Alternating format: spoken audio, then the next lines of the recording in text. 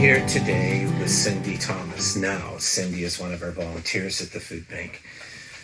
I think, unlike me, she has boundless energy. Every time I see her, she's just on the go all the time. But I remember, Cindy, when we at Christmas time, do you remember you and I kind of got to know one another a bit then? But CBC was down, remember? Yeah. And I just remember you sitting there and you were at the desk as people come in and putting them at different places. But I said to Jane, she's just, you're just so good. You can do all of these different things. Thanks. But that was a great time also at Christmas. I really enjoyed that session. My favorite part of it, about me, of course, was that when the host asked me, he had me come back for a second interview, and he said, "Glen, I heard you were in politics before." He didn't know that. So he said, "Are you thinking of going back in?" And I looked at him and I said, no, but, and then I looked at all the people that were there, including you, because you were standing there behind them.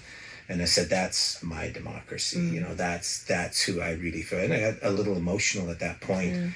But that is exactly how I feel. And, the volunteers probably in many ways better than I do, but they're liberal, conservative, NDP, libertarian, whatever. Yeah. And when it comes to faith or creeds, they're all different. And everybody's got opinions about everything, which is natural, but it never gets in the way down there. No. Right? Like it just doesn't divide over those things. No. Yeah.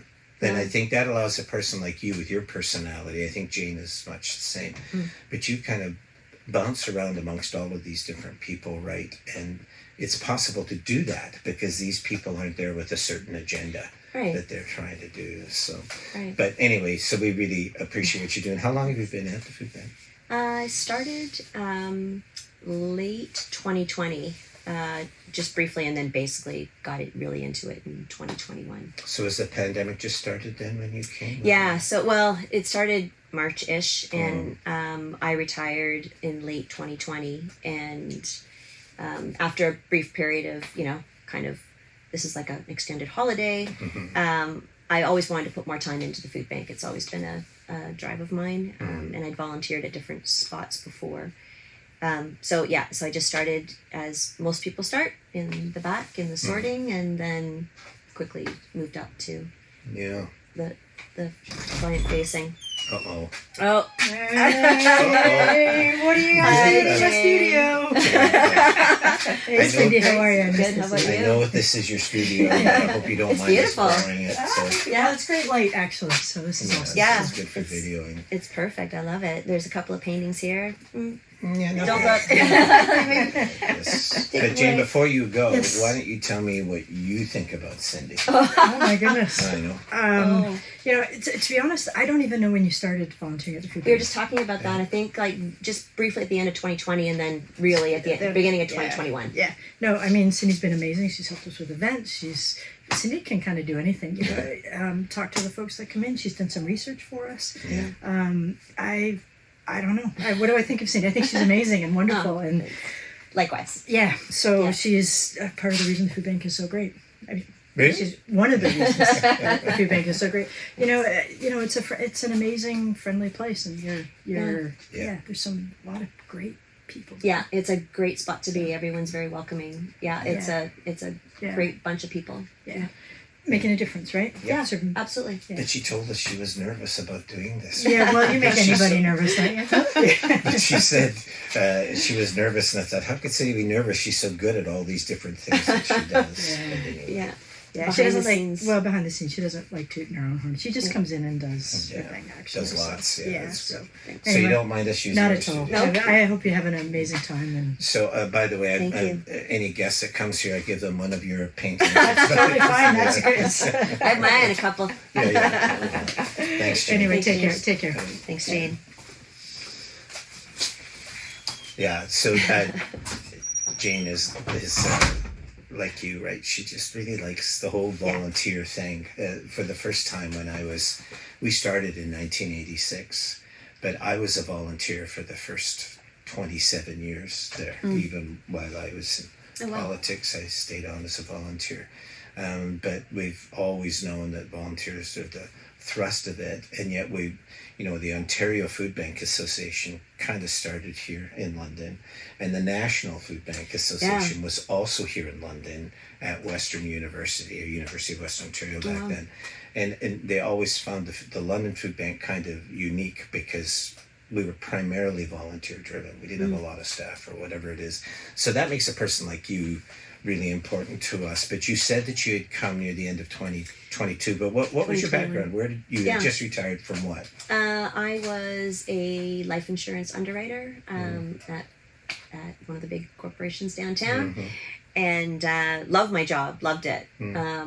How long were you there for? I was there 13 years. I've always been in insurance. I think I've on one side or the other side of insurance. I've been doing that for about 30 years. And loved it, but it was the pandemic did a whole bunch of things, and I thought it was time to change my focus and let that go. And so, but somebody like you can't just work 9 till 4, 9 to 5, right? No. Like you really are out there. So were you involved in other community things, or think during that time you were in the insurance? So I've been a long time volunteer at Aeolian Hall. So I've been there for 14 years. So still there. I'm still there. Wow. Yeah. Awesome. Still doing that. Yeah. Love that. It's, again, it's, meeting people very differently, but it's a great gem in the old East Village, and it's, and I'm still there. I'm the one that generally sells the artist merchandise. So many people will know you. Go down there and support that. Yeah. It's a great spot. So it's, I've been doing that for a long time. I was with Make-A-Wish for a little bit. I there's a lot of great community organizations, and and they need the volunteers. Yeah. So, but what made you move over into the area of the food bank? What was your interest there? So that has always been something that tugged at my heart, and I've always been very passionate about food insecurity, and I've volunteered, in the packing and sorting over the years, different groups. And brought in a few groups, friends and stuff like that. So we've done that over the years, and it's always been something that I've always wanted to do. When I retired, I wanted to put more time into that. Yeah. And that's what I'm doing. So I love it. I'm there a few days a week. And so help me to understand a bit. One of the things we try to, like right now we have a database that has over 3,000 volunteers on it. Now that's not all the volunteers. There's many that are out there, like for instance on the fire department that help during food drives, people in different businesses that are always helping. They're not on the database, but I've often wondered what it must be like to be a volunteer, and like we're kind of front and center. We're helping for sure. Almost 6,000 families a month. We're helping all these other agencies. So somebody like you comes in, and you're very industrious and you're good at what you do, and then you come into the food bank. What was your impression of it as you saw it? Because I have talked to some others over the years that said it took us a little while to get used to the fact that you kind of let the volunteers do some of the things that they wanted to do. So for some that was a little uncomfortable at first because they want to be told exactly what to do, and they had a specific function. And we it's more fluid than that for us down there. How did you find that when you first came? So I'm a kind of see an opportunity and find something that needs to be done, and kind of get in there and do it.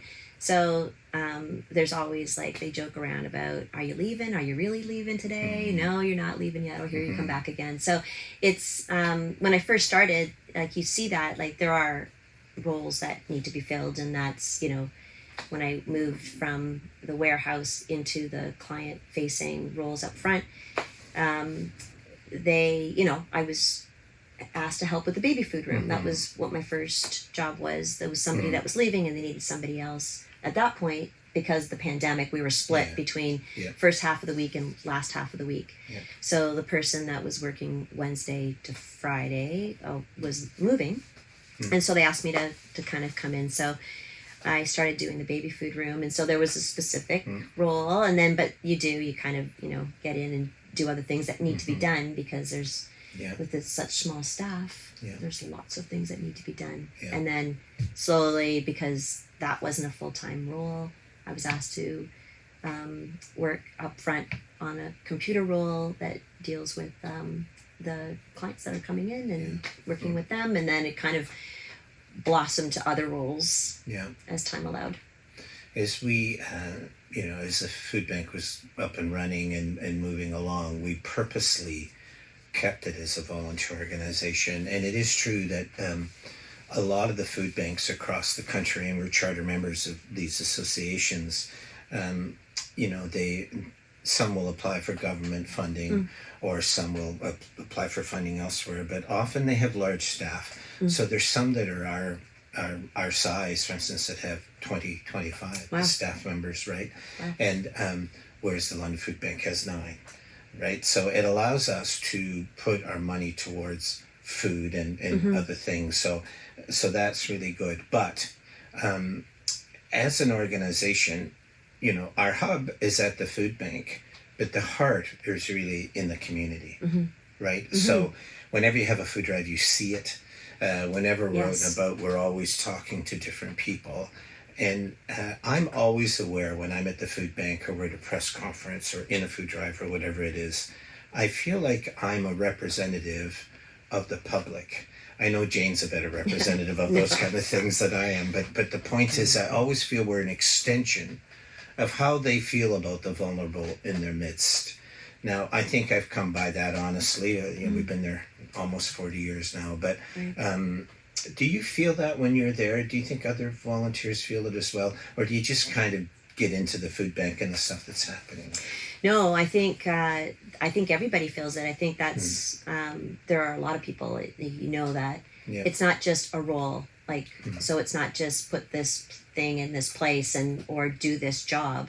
Everyone, I think we're there to lift up each other. Yeah. So whether that's other volunteers in their roles or with the public that we're serving, but I feel like that's what we're there for. And I it's amazing the people I meet and the conversations I have, and we are all just there to help each other. Yeah.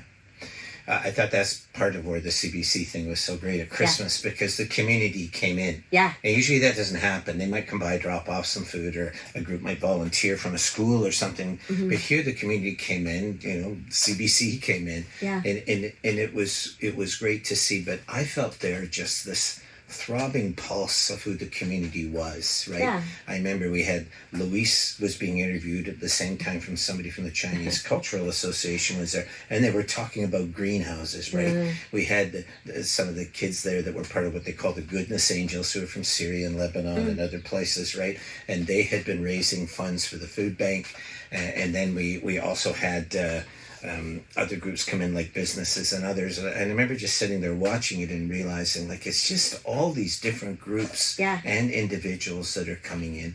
And then a woman came in and donated $50,000 to the food bank right there. Yeah. And that was pretty awesome. But I think it's not often at the food bank you get to see that in an official kind of way. Usually it's volunteers come in, you get started in the morning, get going, and then you close off at the end of the day. But when some event like that happens, it usually happens out in the community when, let's say, the Grand Theatre does something for the food bank, or somebody has a food drive for the food bank. But here, it was in the food bank, and they did it. And it was interesting watching you and some of the volunteers just watching that. I think that the very fact that the community was inside this place where they work, their place, right? Yeah. I thought that was interesting. Did that strike you the same way? Or I think so too. And then even we did that Tampon Tuesday event as well, and everybody is coming in together to work together, right? We're not kind of separate entities on our own in silos. We're all trying to work together.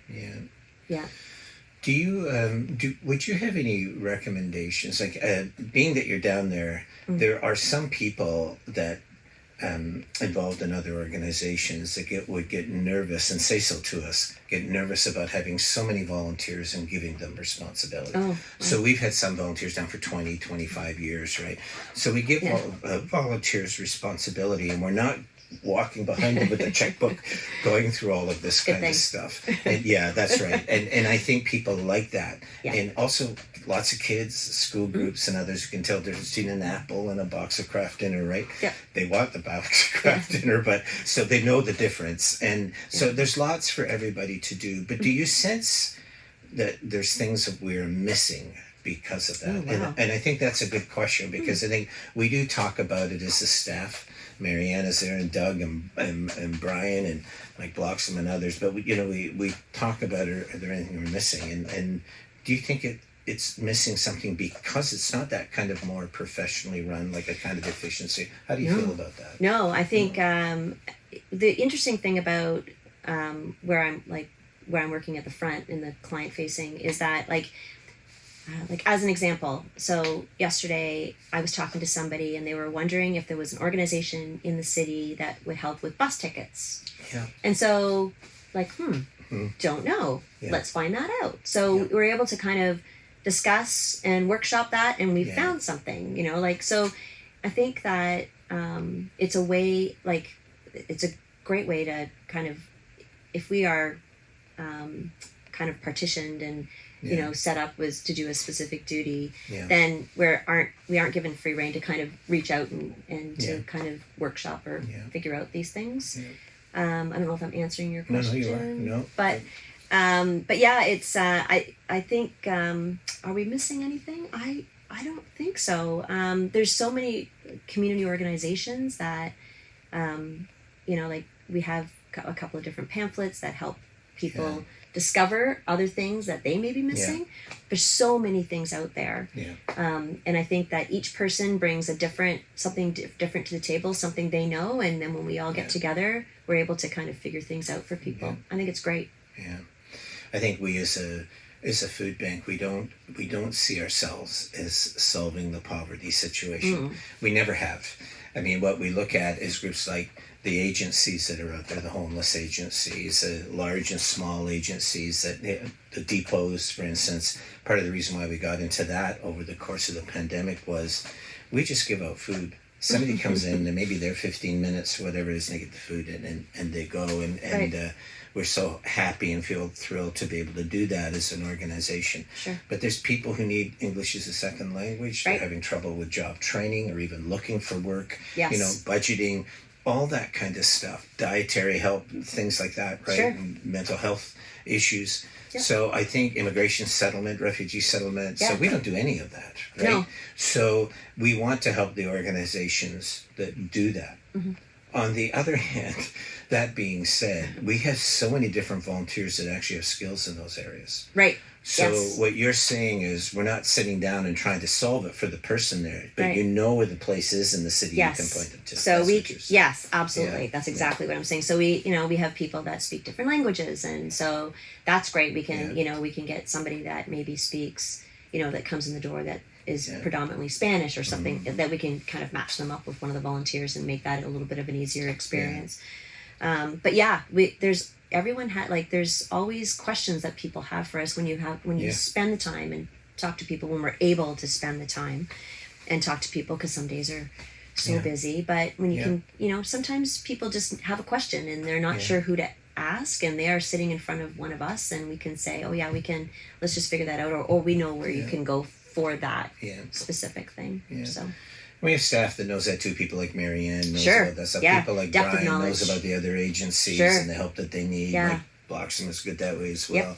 So I mean, it's good, but it's primarily the volunteers that are meeting and greeting the people. Has your view of the community changed as a result of working at the food bank, or is it basically what you thought it was? It's actually it's different than what I thought it was, because I did think it was a little more siloed. And I've done a few projects where I've had to call different agencies in the city, and I, introduce myself as I'm from the food bank, and immediately that opens a conversation up. People aren't, I'm not like a telemarketer, so I'm able to have, a discussion with that person, try to gather the information that we're looking for. But I find that there is more cooperation with different organizations than I ever thought there was, and kind of running through different pieces of information or different strengths that different organizations have that will match what we're looking for or what we need. And I think there's a good cooperation with that, and agencies, maybe a good example of that is there are different agencies that come in and deal with their clients, and they come into the food bank to gather food. To get food, yeah. And we're able to, you know, have those conversations and help them out with their clients. And so there's like a definite synergy between our organizations. Yeah. It's a funny thing, Cindy. We had our very first food drive in 1986, and Wow. it was a big one. It was a citywide one. I had no idea what I was doing. Jane was there too. We had no idea how to go about this, but we did it. But they put the bag in the newspaper, Oh, right? yeah. And Yeah, a paper remember that bag, actually. yes. Yeah. And we were told to expect, this is from the Daily Bread Food Bank in Toronto, between 40 and 50,000 pounds of food. And we had 240,000 pounds of food came in. So that opened my eyes up as to how compassionate the community was. But I do think that part of the issue that we face is the very first food drive, we shared 50% of the food with agencies. Okay. Right? So nobody was expecting that much food that came in. But before we started, the mayor had asked me, would you consider, getting a food bank going? And I said, well, I have to do some research. So I went out and talked to the agencies. And I said, would you want a food bank? And they were all having trouble. It was a recession. It was back in the 80s. Right.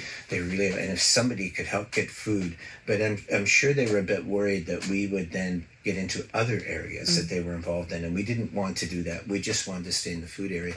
But the reason why I bring that up is I've been there, in October, I'll have been there 39 years. Wow.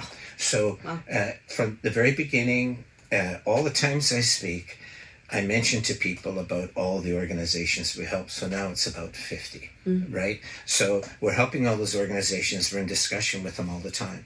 And then somebody will inevitably bring up a question and say, do you at all cooperate with other agencies?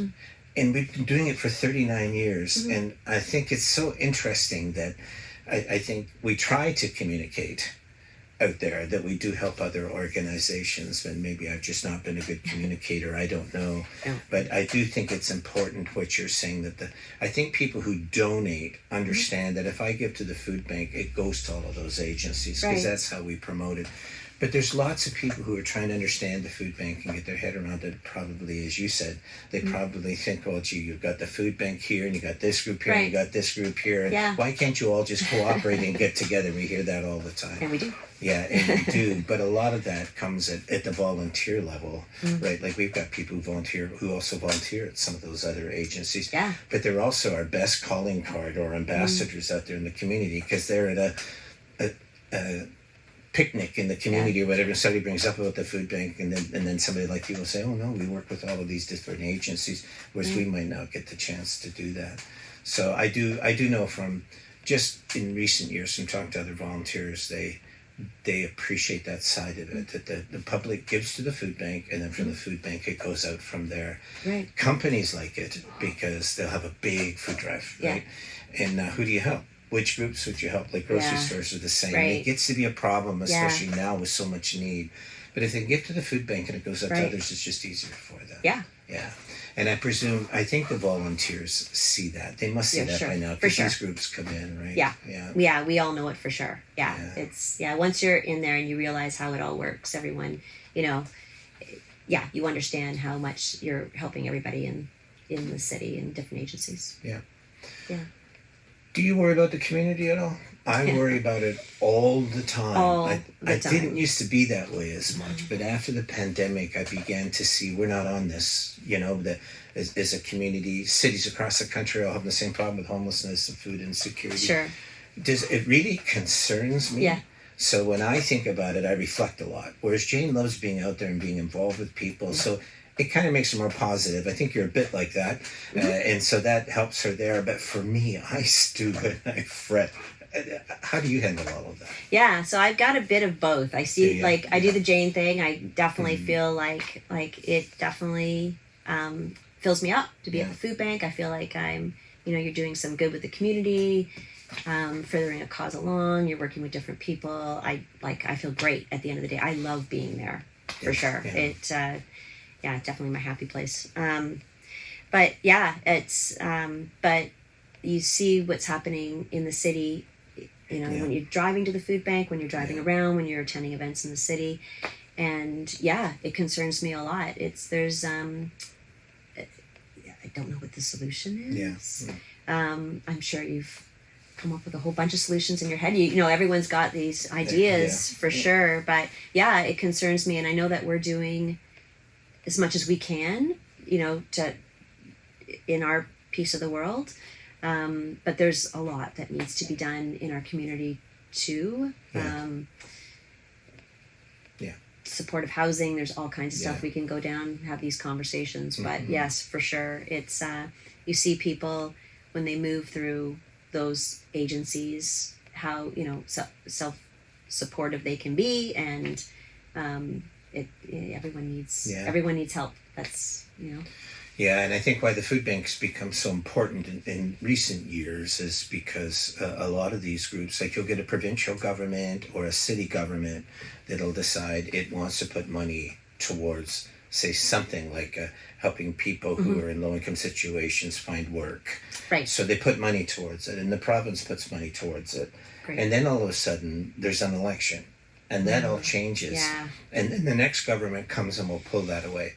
And I think what's happened in recent years, especially since the pandemic, is that the senior levels of government, federal and provincial, you know, they've looked at those things and they've actually withdrawn a lot of that. And the problem for communities is the only way a community can raise money through City Hall is through property taxes. That's the only way. They can't raise money any other way. So they have to get it from the province or the feds. So a lot of the organizations have had federal or provincial funding or even city funding. But now the times are so tough that a lot of that has been pulled back or withdrawn. CERB, which happened through the pandemic, that was also withdrawn at the end. Yeah, and now what you've got are communities that are not sure they're going to have a bright future. And I do think we all feel that. I talk to lots of people about that, even people in City Hall. One high-up person at City Hall told me 2 months ago that this next decade is maybe going to be one of London's worst. And I can feel it. And I think everyone can feel it. Yeah. And I think what's wonderful about that is that when the pandemic came, and everybody else had to kind of shut down or go part-time or whatever it is because of the pandemic, the food bank stayed open the whole time. Right. But what was great about that was there were all of these Londoners who, despite the fact it was a pandemic, they still wanted to participate. And if the food bank doors would open, they would come down. And I think we got over 1,000 volunteers that came during that time of the pandemic. So that's London coming out even in risky times. So, but I worry just as you do. Do you think, just as a final question, Cindy, do you think this hasn't been so bad, right? Like you were nervous, but it's just not been so bad. It's good. Yeah, it's good. I feel like we could talk forever. That's right. Do you feel the volunteers are appreciated enough at the food bank? That's a very good question you need to be honest about. Because we decided early on 2 things. One was during a food drive years ago, a big London business offered us $50,000 but wanted a press conference at the food bank in order for us to do that. But at that same time that they wanted to do it, there was a boy who was dying of cancer. I think it was brain cancer. He had a tumor. And I went out and saw the family, and he wanted to have, it was his birthday. It would be his final birthday. He was 12. And he asked other kids, his friends, to bring food for the food bank. Wow. And they did. And it was there. And it was emotional. He died about 6-7 months later. But I remember it came to that, and the larger group wanted all of this recognition. And I felt, here's a kid at the end of his very young life, family just broken. It was so hard. I thought, I'll just leave it up to the media. Of course, as soon as you leave it up to the media, you know what they're going to cover, right? So the larger organization withdrew the funds because of that, because we wouldn't recognize them. Now that was the media that wanted to go that way. But my point is, when it's come to that and to donors, we don't have platinum, gold, silver. We don't do that stuff. No. We will have a picnic in summertime, and we thank different groups, and then at Christmas we will do the same. But we don't want to make a big deal because we see ourselves as organic. That, you know, that the person who gives $5 from their allowance is just as important as the person that gives 50. I think that's really there. I bring that up because with the volunteers we've done the same. we don't have a big volunteer wall, right? Volunteer of the month. We don't do all of these things because the truth of the matter is, I think that we just see it as this organic functioning within the community, and people aren't coming for that recognition. There are times we say thank you to them, like at Christmas or whatever. Sure. But do you think we're making a mistake there? Like, do you think the volunteers feel underappreciated because we have taken that approach? And as volunteer becomes more important, I presume maybe some might think that. But what's your view of that? And you can be honest. Yeah. Good. No, I think you're doing exactly what you need to do. I don't think anybody wants to be the volunteer of the month. I think everybody is there and very happy to be the behind the scenes person in a big organization coming together with everybody else. Yeah. The reason why I think that the volunteers are really appreciated there is that when there is an idea or a suggestion that comes forward, it's not just dismissed. Yeah. So it's, again, like a workshop, people, you talk about it, you kind of figure out if that fits, and stuff gets implemented. Like, there's been a ton of different examples I could give where someone comes up with an idea that would make it work a little easier, work a little faster, whatever, more pleasant. There's all kinds of ideas, and they're brought forward and they're pushed through, and so I think that shows that the volunteers are allowed to bring those forward and are appreciated by the people there, for sure. So I think, and it's a great bunch of people.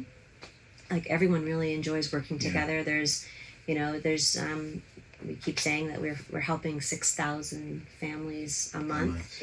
And when I first started, I couldn't imagine that number, like, at all, with the amount of volunteers we had. Now it's like, over 100 volunteers a day. And that makes that number a little easier. But it also, when there are points in time during the day when it's maybe a little quieter, you get a 5 or 10 minute kind of lull in the activity. Everyone, you're chatting, you're talking, you're getting to know people, and everyone really enjoys being there. So I think it's a great organization, and I think the volunteers are appreciated. They feel it. Yeah, I think that's absolutely That's great. Felt by everybody. When you think about this community, I mean, you think of all the faith groups, you think of the businesses, you think of school groups, you think of seniors organizations and stuff. All of the volunteering that happens in this community, not just at the food bank.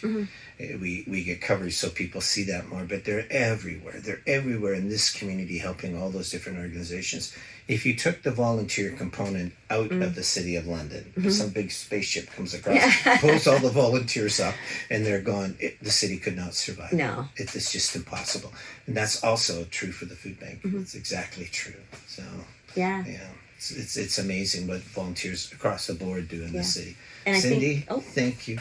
Thank you for this. I appreciate that. You were going to say something? Oh, I was just going to say that, the pandemic actually gave us a window, I think, too, where so people were at home, and whether they retired, whether they were working from home, and it got people to get out and do a few things. And I think that's where people were volunteering their time, and that's where a lot of these people have come from, too. So.